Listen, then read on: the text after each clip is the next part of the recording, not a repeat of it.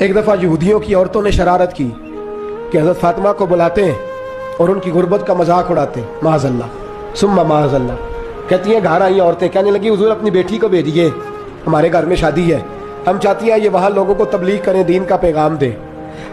اب اس نام پر تو حضور ضرور بھیجا کرتے تھے، چاہے کوئی دھوکے سے ہی بلاتا۔ میرے حبیب پاک صلی اللہ علیہ وسلم نے کہا فاطمہ جاؤ۔ حضرت فاطمہ کہتی ہیں ہاں تو کر لی، پر میرے وجود پہ کپڑے پھٹے ہوئے تھے، کئی جگہ پہ پیوند تھے، اور مجھے پتا تھا یہ عورتیں کس مزاج کی ہیں۔ فرماتی ہیں میں نے نا، حضور نے کہا تو میری آنکھوں میں 2 قطرے آنسوؤں کے آ گئے۔ میں نے کہا یا اللہ اپنے لیے نہیں، تیرے نبی کے دین کے وقار کے لیے، یا اللہ یہ عورتیں یہ بڑے برے خیالات اور نظریات کی ہیں، یہ مذاق اڑائیں گی دین اسلام کا، مہربانی فرما، نظر کرم فرما۔ حضرت فاطمہ فرماتی ہیں ابھی میری بات بھی مکمل نہیں ہوئی، رسول پاک پھر تشریف لے آئے اور فرمایا فاطمہ کیا کیا سوچ رہی تھی، کیا کہہ رہی تھی؟ کہ حضور کوئی خاص نہیں۔ فرمایا نہیں کچھ تو تو کہہ ہی رہی تھی، کچھ تو تو سوچ ہی رہی تھی۔ کہتی ہے میں نے بادشاہی کے نظارے گھر میں دیکھے، کچھ تو سوچ رہی تھی۔ حضور کیا ہوا؟